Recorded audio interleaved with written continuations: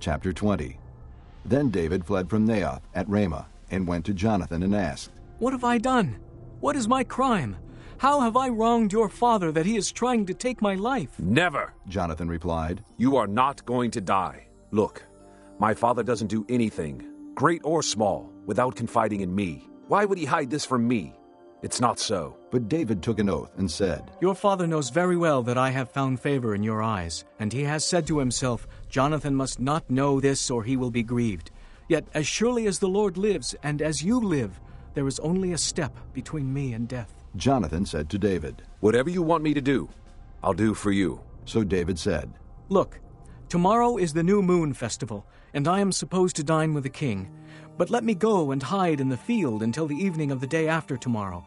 If your father misses me at all, tell him, 'David earnestly asked my permission to hurry to Bethlehem, his hometown, because an annual sacrifice is being made there for his whole clan.' If he says, 'Very well,' then your servant is safe. But if he loses his temper, you can be sure that he is determined to harm me. As for you, show kindness to your servant, for you have brought him into a covenant with you before the Lord. If I am guilty, then kill me yourself. Why hand me over to your father?" "Never," Jonathan said. "If I had the least inkling that my father was determined to harm you, wouldn't I tell you?" David asked, "Who will tell me if your father answers you harshly?" "Come," Jonathan said. "let's go out into the field." So they went there together. Then Jonathan said to David, "By the Lord, the God of Israel, I will surely sound out my father by this time the day after tomorrow. If he is favorably disposed toward you, will I not send you word and let you know? But if my father is inclined to harm you, may the Lord deal with me, be it ever so severely, if I do not let you know and send you away safely. May the Lord be with you as he has been with my father. But show me unfailing kindness like that of the Lord as long as I live, so that I may not be killed, and do not ever cut off your kindness from my family, not even when the Lord has cut off every one of David's enemies from the face of the earth." So Jonathan made a covenant with the house of David, saying, "May the Lord call David's enemies to account." And Jonathan had David reaffirm his oath out of love for him, because he loved him as he loved himself. Then Jonathan said to David, "Tomorrow is the new moon festival. You will be missed because your seat will be empty. The day after tomorrow, toward evening, go to the place where you hid when this trouble began, and wait by the stone easel. I will shoot 3 arrows to the side of it, as though I were shooting at a target. Then I will send a boy and say, 'Go find the arrows.' If I say to him, 'Look, the arrows are on this side of you. Bring them here.' Then come, because as surely as the Lord lives, you are safe. There is no danger. But if I say to the boy, 'Look, the arrows are beyond you,' then you must go, because the Lord has sent you away. And about the matter you and I discussed, remember, the Lord is witness between you and me forever." So David hid in the field, and when the new moon festival came, the king sat down to eat. He sat in his customary place by the wall, opposite Jonathan, and Abner sat next to Saul. But David's place was empty. Saul said nothing that day, for he thought, "Something must have happened to David to make him ceremonially unclean. Surely he is unclean." But the next day, the second day of the month, David's place was empty again. Then Saul said to his son Jonathan, "Why hasn't the son of Jesse come to the meal, either yesterday or today?" Jonathan answered, "David earnestly asked me for permission to go to Bethlehem. He said, 'Let me go, because our family is observing a sacrifice in the town, and my brother has ordered me to be there. If I have found favor in your eyes, let me get away to see my brothers.' That is why he has not come to the king's table." Saul's anger flared up at Jonathan, and he said to him, "You son of a perverse and rebellious woman, don't I know that you have sided with the son of Jesse to your own shame and to the shame of the mother who bore you? As long as the son of Jesse lives on this earth, neither you nor your kingdom will be established. Now send and bring him to me, for he must die." "Why should he be put to death? What has he done?" Jonathan asked his father. But Saul hurled his spear at him to kill him. Then Jonathan knew that his father intended to kill David. Jonathan got up from the table in fierce anger.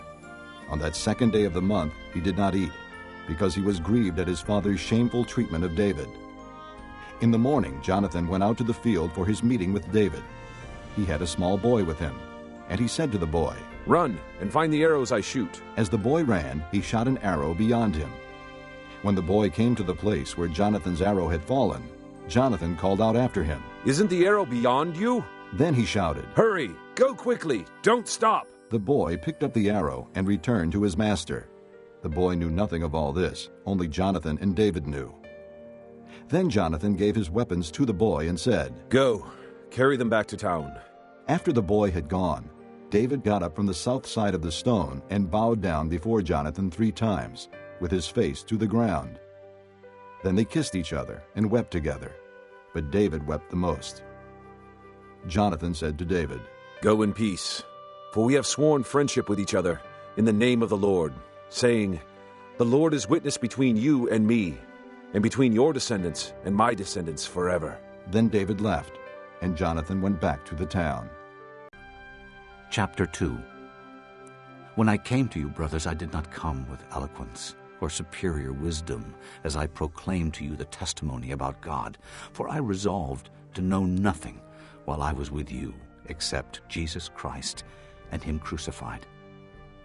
I came to you in weakness and fear, and with much trembling. My message and my preaching were not with wise and persuasive words, but with a demonstration of the Spirit's power, so that your faith might not rest on men's wisdom, but on God's power. We do, however, speak a message of wisdom among the mature, but not the wisdom of this age, or of the rulers of this age, who are coming to nothing.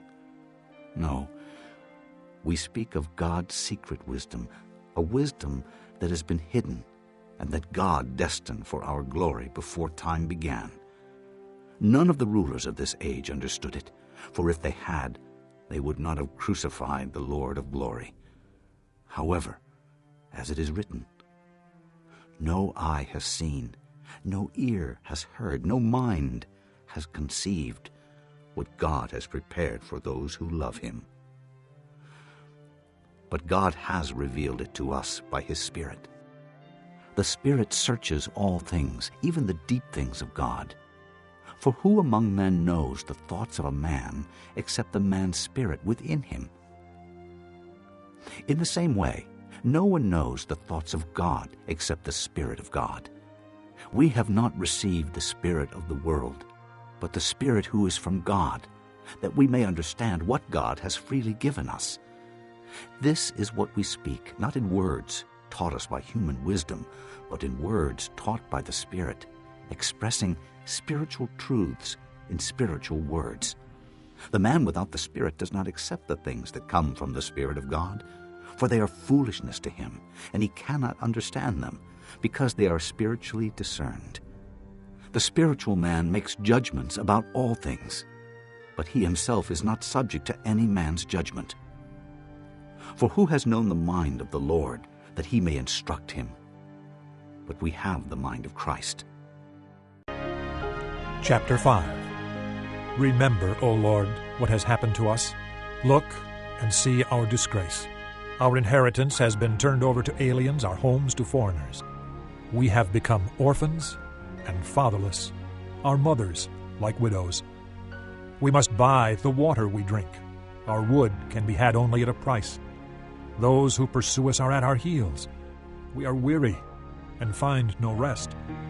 We submitted to Egypt and Assyria to get enough bread. Our fathers sinned and are no more, and we bear their punishment. Slaves rule over us, and there is none to free us from their hands.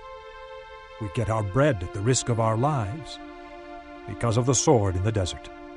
Our skin is hot as an oven, feverish from hunger. Women have been ravished in Zion, and virgins in the towns of Judah. Princes have been hung up by their hands, elders are shown no respect. Young men toil at the millstones, boys stagger under loads of wood. The elders are gone from the city gate, the young men have stopped their music. Joy is gone from our hearts. Our dancing has turned to mourning. The crown has fallen from our head. Woe to us, for we have sinned. Because of this our hearts are faint. Because of these things our eyes grow dim for Mount Zion, which lies desolate, with jackals prowling over it. You, O Lord, reign forever. Your throne endures from generation to generation. Why do you always forget us? Why do you forsake us so long? Restore us to yourself, O Lord, that we may return. Renew our days as of old, unless you have utterly rejected us and are angry with us beyond measure. Psalm 36, for the director of music, of David, the servant of the Lord. An oracle is within my heart concerning the sinfulness of the wicked. There is no fear of God before his eyes. For in his own eyes he flatters himself too much to detect or hate his sin. The words of his mouth are wicked and deceitful. He has ceased to be wise and to do good. Even on his bed he plots evil. He commits himself to a sinful course and does not reject what is wrong. Your love, O Lord, reaches to the heavens, your faithfulness to the skies. Your righteousness is like the mighty mountains, your justice like the great deep. O Lord, you preserve both man and beast. How priceless is your unfailing love. Both high and low among men find refuge in the shadow of your wings. They feast on the abundance of your house. You give them drink from your river of delights. For with you is the fountain of life. In your light we see light. Continue your love to those who know you, your righteousness to the upright in heart. May the foot of the proud not come against me, nor the hand of the wicked drive me away. See how the evildoers lie fallen, thrown down, not able to rise.